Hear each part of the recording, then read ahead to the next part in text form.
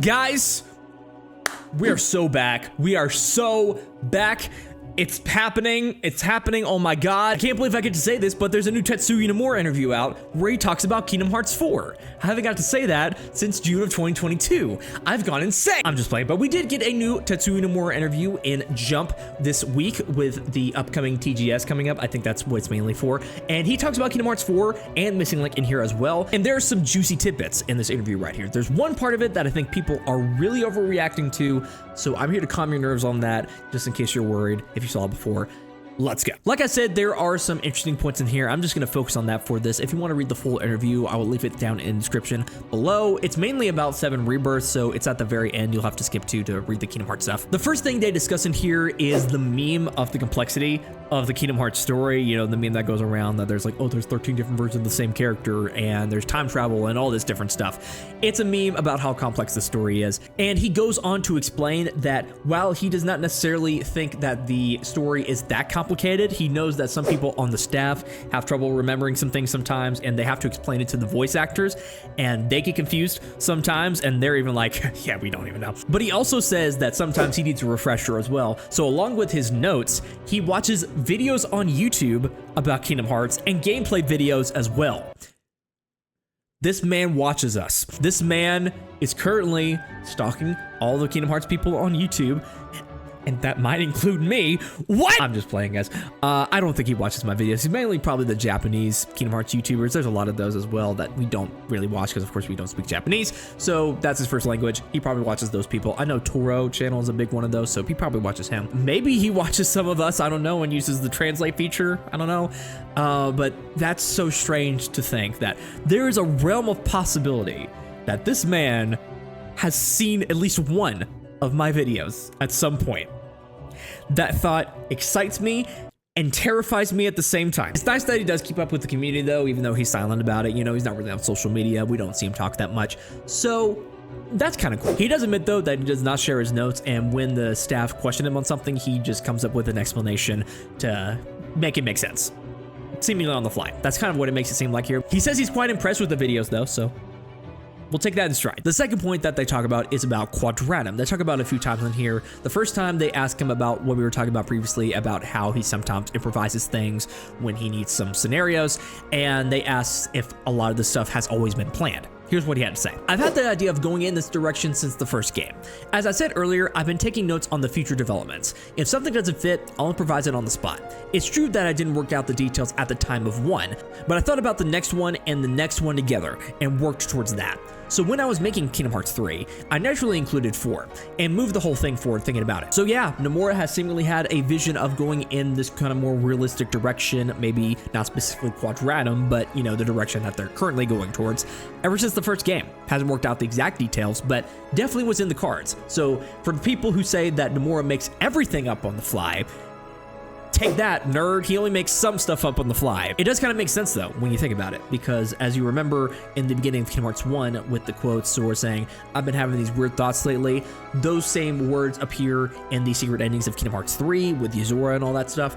So maybe he was planning that specifically, Yuzora, Quadratum, this whole time.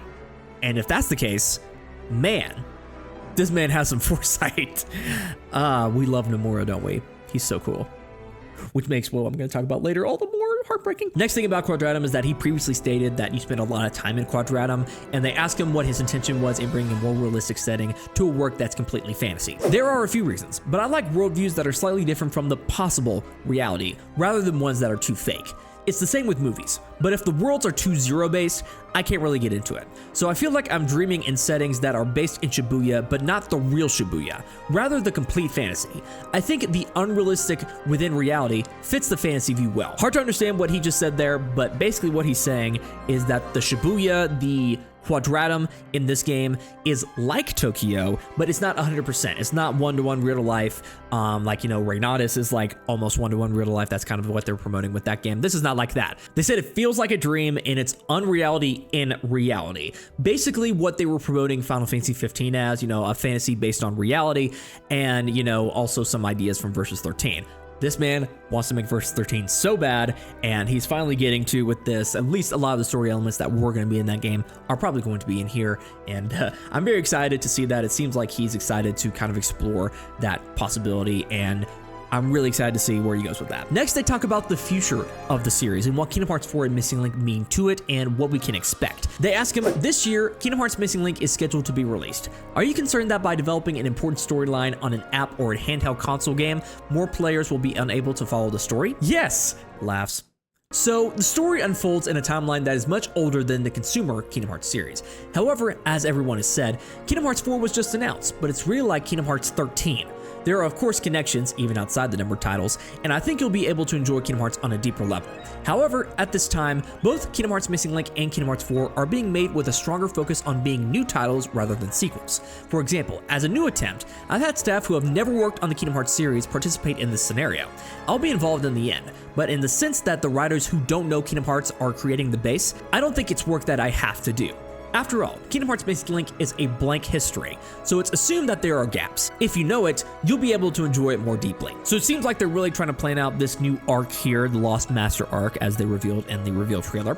They are going to be planning these games with future installments in mind, and they're probably going to start teasing towards that, future events and things that will happen, which is good to know. It seems like they have a plan in place. You know, they'll probably still do those story shenanigans of creating things on the fly, like they mentioned in here, but at least it has a solid base, and they're bringing in new blood to create some of these stories and write some of these scenarios, and I think that's a good thing. I think it's great to bring some fresh blood in, bring some new perspectives and some new styles, and you know, at the end of the day, Nomura is the main creator, and he will make the final decision on all this stuff, of course, but I think having all of this new talent that he describes in here is a good thing. I think it's going to be good for Kingdom Hearts. They didn't ask him, just as it's difficult to catch up with a long-running manga title from the first volume, the Kingdom Hearts series also has a large number of titles, so it seems like the same problem will arise. What are your thoughts on acquiring new users in the future? Please let me know. As I said before, I do think of Missing Link and Kingdom Hearts 4 as a reset. I wanted it to end with 3, or rather reset it. So I appointed new writers and even made a new logo to make it easier for new people to get in. So that's what the change in the logo meant. Those who know the ending of Kingdom Hearts 3 will understand that the reason Sora ended like that was to reset the story up to that point. So 4 should be easier to get into than previous games. I think that if people who like Kingdom Hearts touch it, they'll feel like this is it.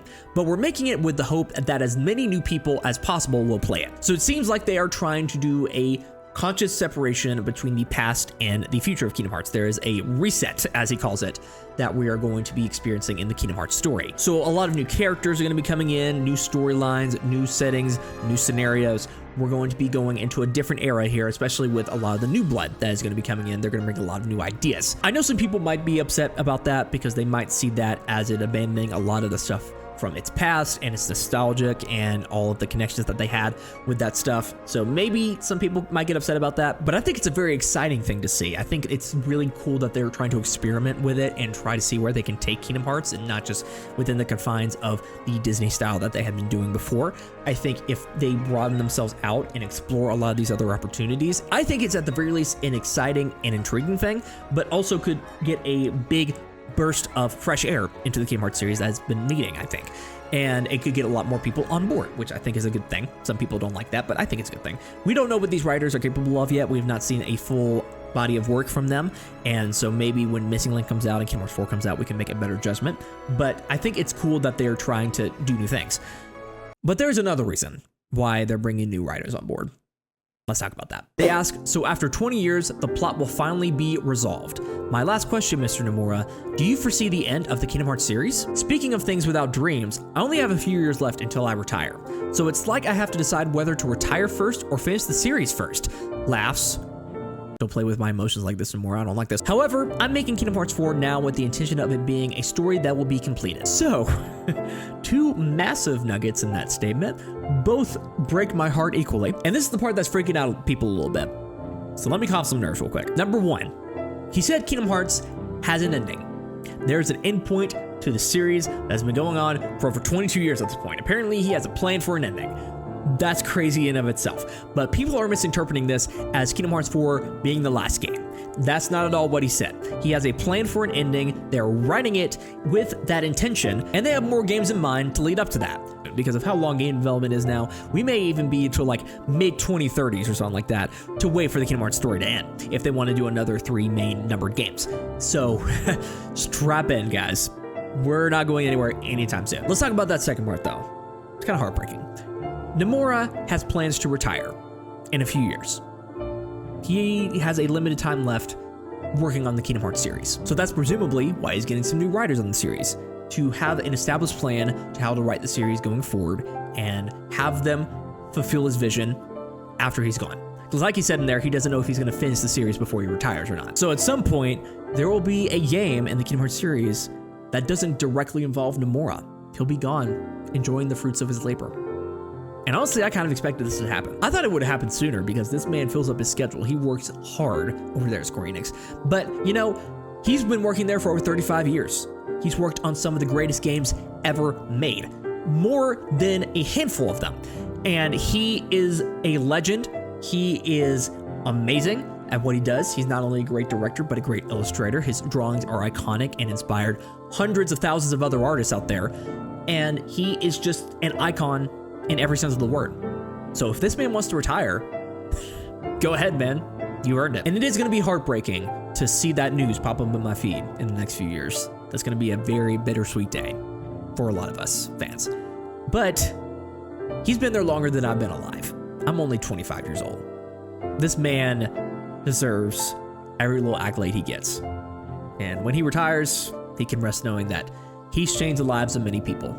And that includes myself. That's it to the interview right there. No release dates, no plans on when we're going to see Kingdom Hearts 4 next. Just some general discussions about the game. And hey, it's Kingdom Hearts 4 news. I said we get something this year, whether that be an interview or a trailer or whatever. And hey, it's here. Maybe we'll get another trailer maybe sometime later this year, hopefully. But that remains to be seen. I'm so glad that we got this though. It's something rather than nothing. So let's go. So tell me down in the comments below what you guys think about this. What you think about what Nomura said about Kingdom Hearts 4 with Quadratum and the future of the series and his plans to retire and all that stuff. And when do you think we're going to see Kingdom Hearts 4 next? Tell me down in the comments your opinion. Also make sure to subscribe, like this video, follow me on Twitter, join the Discord server, turn on notifications. Really awesome if you did. This has been Matt, and I will see you guys in the next video, whatever that's going to be. So yeah, bye.